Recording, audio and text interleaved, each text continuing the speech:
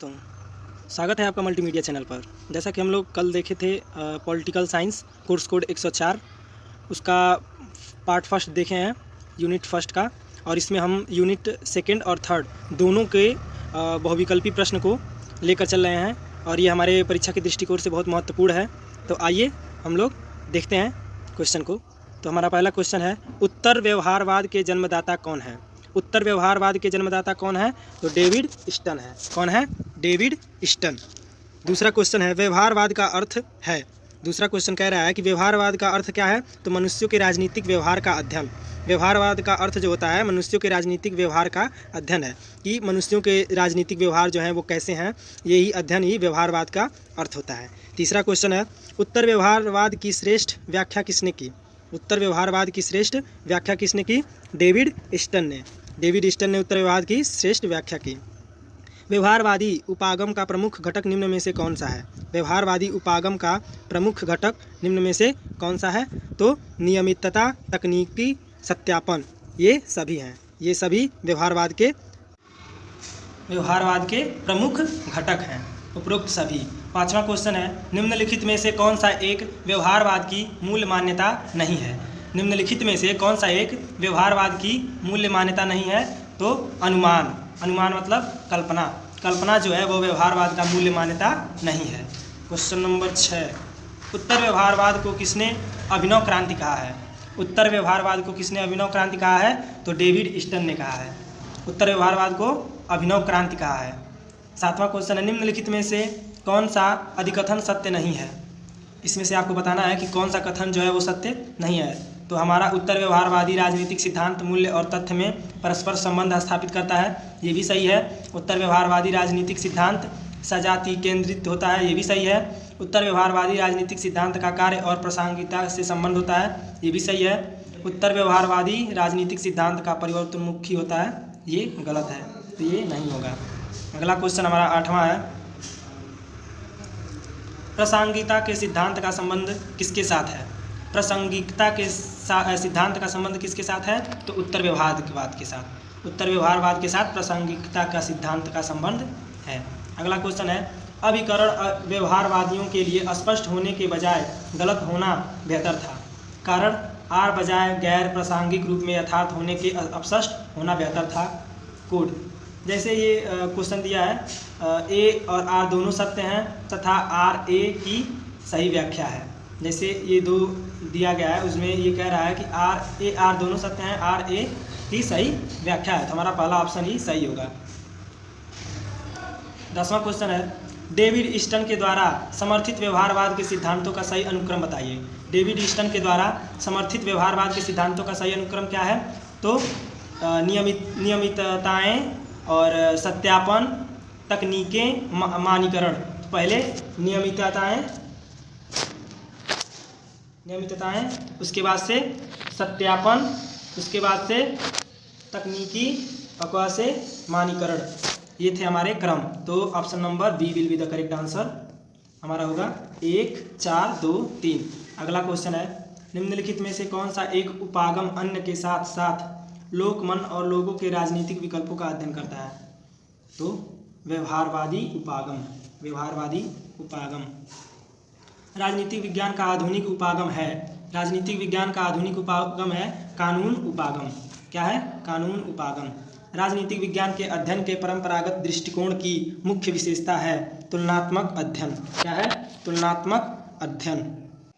अगला क्वेश्चन 14वां है, निम्नलिखित में से किसने राजनीतिक को मूल्यों के सत्तात्मक आवंटन के रूप में प्रतिपादित किया है? तो किसने किया है? डेविड स्टन ने किया है। निम्नलिखित में से किसने राजनीति को मूल्य के सत्तात्मक आवंटन के रूप में प्रतिपादित किया है? तो डेविड स्टन ने। अगला हमारा क्वेश्चन है, अप्रासंगिक सुनिश्चितता के स्पष्ट होना कम बुरा था, यह कथन किससे संबंधित है? तो प्रत्यक्षवाद से। किससे संबंधित है? प्रत्यक्षवाद से। अगला क्वेश्चन हमारा 16वां है, किस पद्धति के सांख्यिकी का प्रयोग अधिक होता है? किस पद्धति के सांख्यिकी का प्रयोग अत्यधिक होता है? तो व्यवहारवादी। किसकी? व्यवहारवादी। अगला क्वेश्चन, वह विद्वान जो व्यवहारवाद को उत्तर व्यवहारवाद दोनों से जुड़ा है। वह विद्वान जो व्यवहारवाद और उत्तर व्यवहारवाद दोनों से जुड़ा है। तो डेविड स्टन। डेविड स्टन एक ऐसे शख्स हैं जो उत्तर व्यवहारवाद और व्यवहारवाद दोनों से जुड़े हैं। अगला क्वेश्चन 18वां है, व्यवहारवादी क्रांति की सबसे बड़ी देन है, व्यवहारवादी क्रांति की सबसे बड़ी देन है अंतःशास्त्रियों का उपागम, अंतःशास्त्रियों का उपागम। 19वां है, मेरियम ने किस विषय के अध्ययन पर सर्वाधिक जोर दिया? मेरियम ने किस विषय के अध्ययन पर अत्यधिक जोर दिया? तो वैज्ञानिक तकनीकी पर, मनोविज्ञान पर। जो मेरियम ने अत्यधिक जोर दिया वो किस पे दिया? तो मनोविज्ञान यानी कि वैज्ञानिक तकनीकी पर। 20वां क्वेश्चन है, डेविड स्टन द्वारा प्रतिपादित व्यवहारवाद के कितने लक्षण बताए हैं? डेविड स्टन द्वारा, जैसे डेविड स्टन व्यवहारवाद के लक्षण बताए हैं, तो डेविड स्टन के अनुसार कितने व्यवहारवाद के लक्षण होते हैं? तो 8 लक्षण होते हैं। डेविड स्टन द्वारा प्रतिपादित व्यवहारवाद के लक्षण नहीं है। अब ये पूछ रहा है कि इन चारों ऑप्शनों में से डेविड स्टन द्वारा कौन सा व्यवहारवाद का लक्षण नहीं है, हमें पहचानना है। तो कौन सा है? तकनीकी हमारा लक्षण है, नियमितताएं लक्षण है, सत्यापन भी है, सी हमारा नहीं है, कर्मनिष्ठ विज्ञान नहीं है। अगला क्वेश्चन है, व्यवहारवाद किस पर अधिक जोर देता है? व्यवहारवाद किस पर अधिक जोर देता है? तकनीकी एवं पद्धतियों पर। व्यवहारवाद किस पे जोर देता है? तकनीकी एवं पद्धतियों पर। एक बात याद रखें दोस्तों, जो व्यवहारवाद टॉपिक है ये मोस्ट इंपॉर्टेंट टॉपिक है, परीक्षा के दृष्टिकोण से मोस्ट इंपॉर्टेंट टॉपिक है व्यवहारवाद। तो आप लोग व्यवहारवाद को अच्छे से पढ़ लीजिएगा। देखता हूँ तो मैं व्यवहारवाद के एक टॉपिक पे वीडियो बना दूंगा। चलिए तो अगला क्वेश्चन देख रहे हैं 23, निम्न में कौन सा शिकागो स्कूल से संबंधित नहीं है? निम्न में से कौन सा शिकागो स्कूल से संबंधित नहीं है? तो हेराल्ड लास्की। कौन है? Herald Laski. निम्न में से कौन शिकागो स्कूल से संबंधित नहीं है? ये भी वही पूछ रहा है, तो ईस्टन। कौन? ईस्टन। अगला क्वेश्चन है, निम्नलिखित में से कौन सा व्यवहारवाद से संबंधित नहीं है? फिर देखिए इसमें आ गया, व्यवहारवाद के 8 लक्षण होते थे, तो वहाँ पर भी दिया था तो उसमें से 3 दिया था, 1 लक्षण नहीं था, और यहाँ पर भी 3 दिया है, उसमें से 1 लक्षण नहीं है, तो हमें पहचानना होगा। तो हम 8 लक्षण जब याद रहेगा तो हम जो लक्षण नहीं रहेगा हम आसानी से पकड़ लेंगे। तो हमारा इसमें से जो व्यवहारवाद से संबंधित नहीं है वो है परंपरा। अगला क्वेश्चन, व्यवहारवाद किसके विरुद्ध प्रतिक्रिया है? व्यवहारवाद किसके विरुद्ध प्रतिक्रिया है? त्वमीमांस। अगला क्वेश्चन, निम्न में से कौन सा उत्तर व्यवहारवाद का तत्व नहीं है? अब ये कह रहा है कि निम्न में से कौन सा उत्तर व्यवहारवाद का तत्व नहीं है? तो परीक्षण। तो निम्न में से कौन सा उत्तर व्यवहारवाद का तत्व नहीं था? तो परीक्षण। अगला क्वेश्चन हमारा, ये यूनिट 2 खत्म हो गया, अब यूनिट 3 हमारा चालू हो रहा है। यूनिट 3 104 पॉलिटिकल कोर्स कोड 104 का यूनिट 3। तो पहला क्वेश्चन इसमें कहा है, आधुनिक युग में राज्य शब्द का प्रयोग करने वाला था। जैसे आधुनिक युग में जो राज्य शब्द का प्रयोग करने वाला वो कौन सा ये थे? तो वो हमारे थे मैकियावेली आधुनिक युग में राज्य शब्द का प्रयोग किए थे।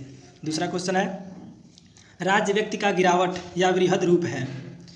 अब ये कथन किसका है ये बताना है आपको। राज्य व्यक्ति का विराट या वृहद रूप है, यह किसका कथन है? तो प्लेटो का है। किसका कथन है? प्लेटो का। तीसरा क्वेश्चन है, किसने कहा था कि शक्ति नहीं वरन इच्छा ही राज्य का आधार है? अब ये किसने कहा था कि शक्ति नहीं वरन इच्छा ही राज्य का आधार है? तो यह ग्रीन ने कहा था। किसने कहा था? ग्रीन ने कहा था कि शक्ति नहीं वरन इच्छा ही राज्य का आधार है। अगला चौथा क्वेश्चन है, राज्य परिवारों और ग्रामों का एक समुदाय है जिसका उद्देश्य पूर्ण और आत्मनिर्भर जीवन की प्राप्ति है। किसने कहा है? तो अरस्तु ने कहा है कि राज्य परिवारों और ग्रामों का एक समुदाय है जिसका उद्देश्य पूर्ण और आत्मनिर्भर जीवन की प्राप्ति है।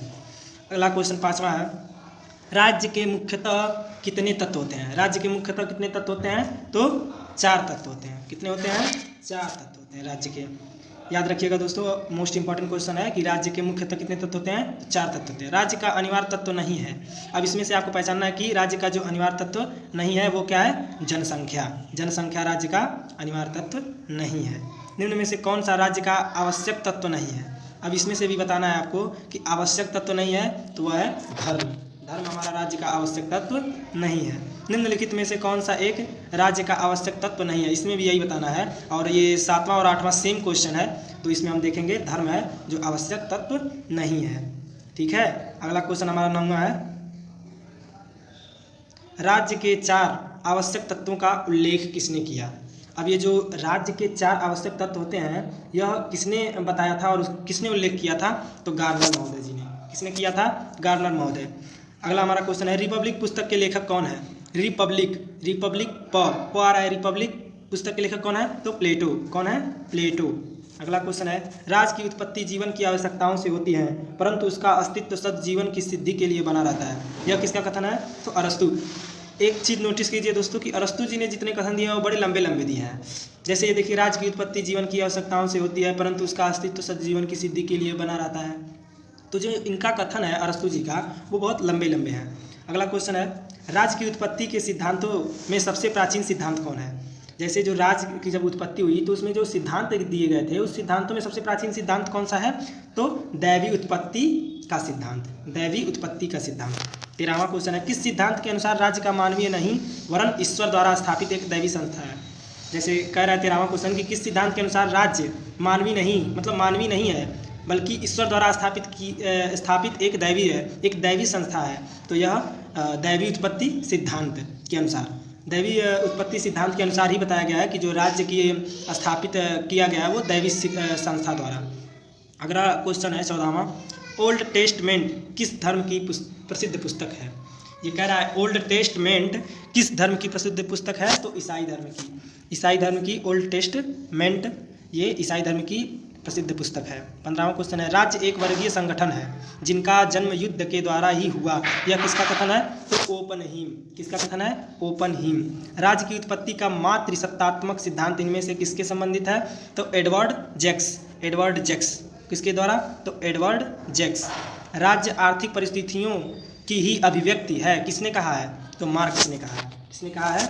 मार्क्स ने कहा है कि राज्य आर्थिक परिस्थिति की ही अभिव्यक्ति है।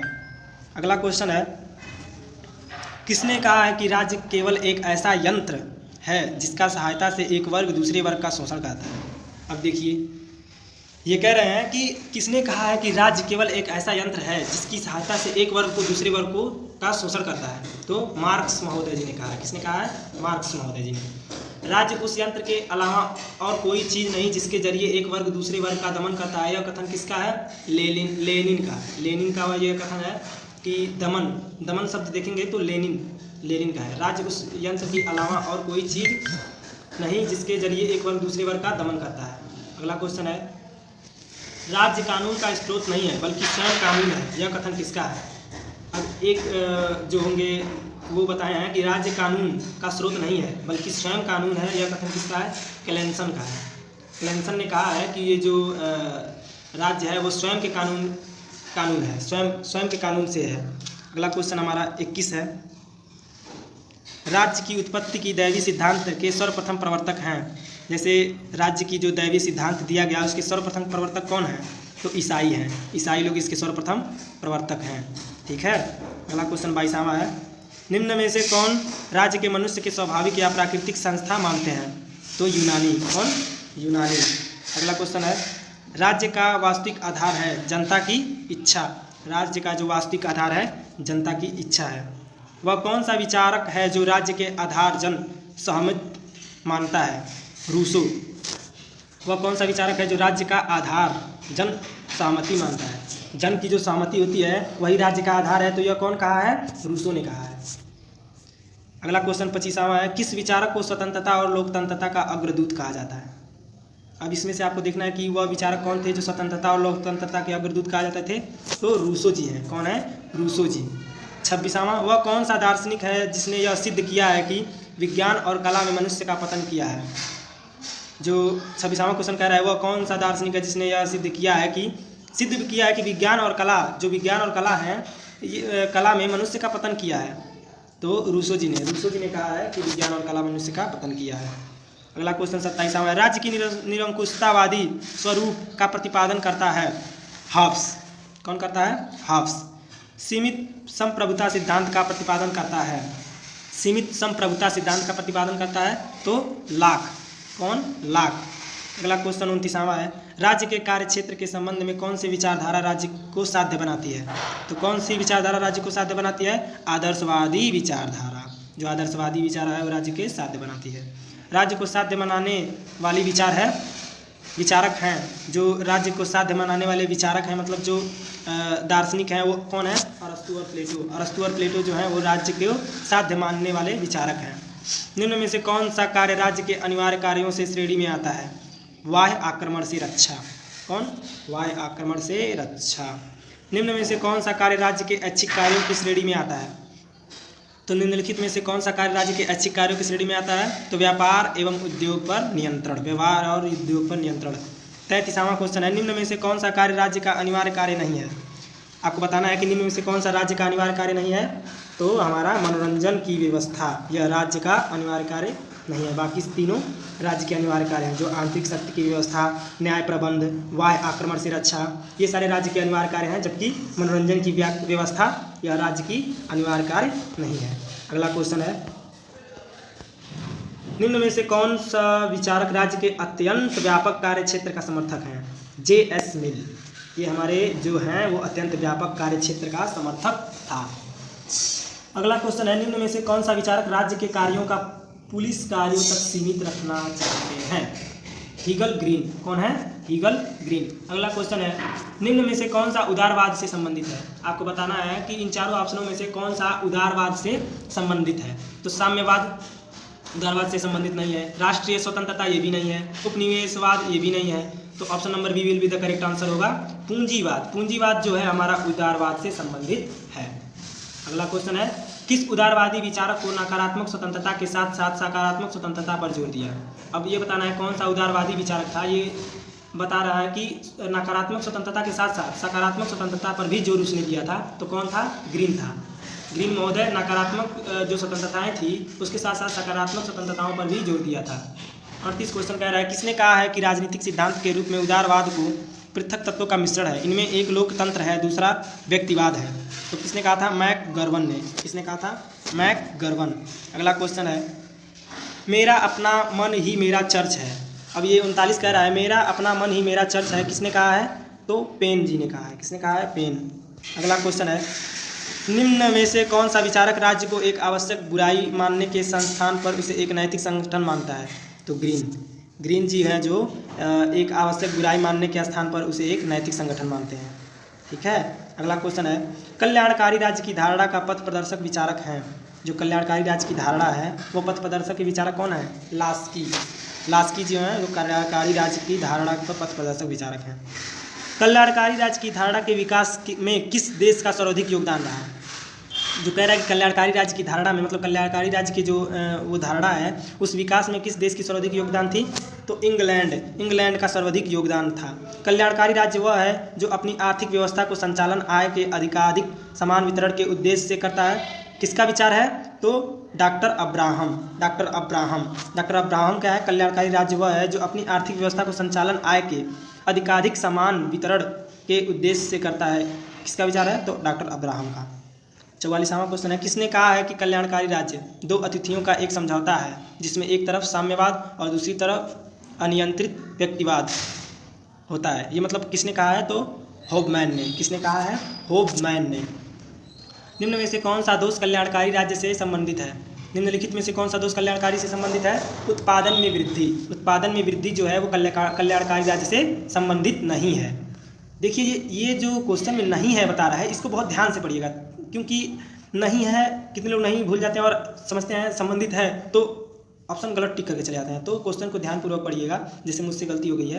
तो क्वेश्चन कह रहा है, निम्न में से कौन सा दोष कल्याणकारी राज्य से संबंधित नहीं है। तो ये नौकरशाही का अभाव, प्रेरणा का अभाव, राज्य का व्यवहारकारी शक्ति का प्रयोग, ये तीनों हैं, जबकि उत्पादन में वृद्धि नहीं है। जो उत्पादन में वृद्धि है वो नहीं है। निम्न में से कौन सा कारण कल्याणकारी राज्य की धारणा के अभ्युदय से संबंधित नहीं है। फिर इसमें वही क्वेश्चन पूछ रहा है कि कौन से नहीं है। तो हमारा ऑप्शन नंबर ए, फांसीवाद के विरुद्ध प्रतिक्रिया।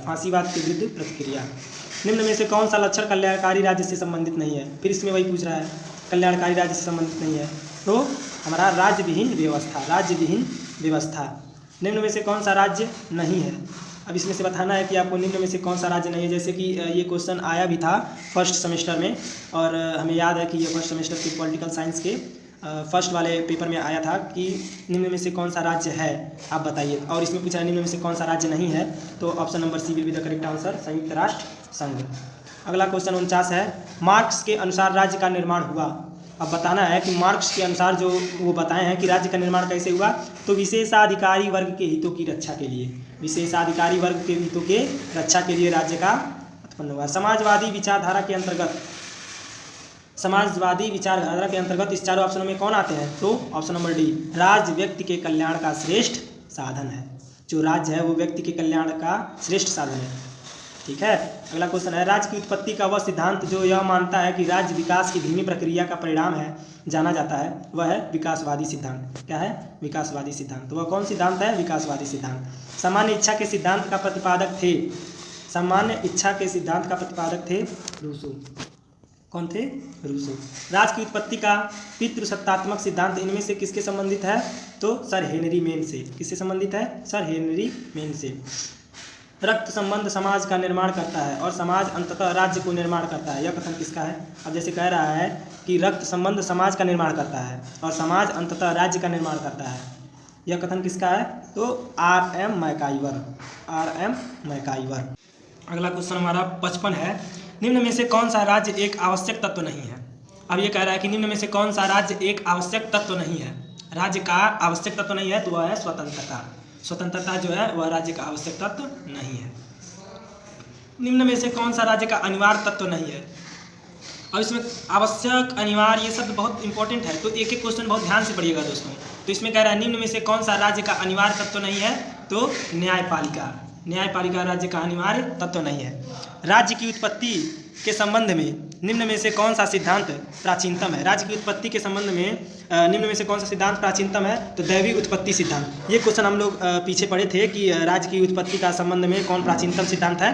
तो दैवी उत्पत्ति का सिद्धांत। अगला क्वेश्चन है, निम्नलिखित में से किसने राज्य के विकास को प्रभावित नहीं किया है? अब ये बताना है कि कौन विकास मतलब राज्य के विकास में प्रभावित नहीं किया है? तो रक्त संबंध। किसने नहीं किया है? रक्त संबंध। किसने कहा है कि शक्ति भ्रष्ट करती है, असीमित शक्ति रूप से भ्रष्ट करती है? किसने कहा कि शक्ति भ्रष्ट करती है, असीमित शक्ति रूप से भ्रष्ट करती है? Lord Acton. किसने कहा है? तो लॉर्ड एक्टन। अगला क्वेश्चन आज हमारे यूनिट 3 का लास्ट क्वेश्चन, निम्नलिखित में से कौन राज्य की उत्पत्ति के सामाजिक समझौता सिद्धांत का समर्थक नहीं है? तो हीगल। हीगल जी जो है वह सामाजिक समझौता सिद्धांत के समर्थक नहीं है। बाकी हाब्स, लॉक, रूसो यह सारे सामाजिक समझौता के सिद्धांत का समर्थक थे, लेकिन हीगल जी नहीं थे। तो ये थे हमारे यूनिट 2 और यूनिट 3 के मोस्ट इम्पॉर्टेंट MCQ जो हमारे परीक्षा के दृष्टिकोण से बहुत महत्वपूर्ण थे। और यूनिट 4 और 5 अभी आपको शाम तक मिल जाएगा। तो आशा करता हूँ कि आप लोगों को अच्छे से समझ आया होगा। और इसी तरह वीडियो देखने के लिए हमारे चैनल को लाइक और सब्सक्राइब करें और बेल आइकन को प्रेस करें ताकि मैं जब वीडियो बनाऊँ तो आपको नोटिफिकेशन मिले और आप वीडियो का लाभ उठा सकें। धन्यवाद।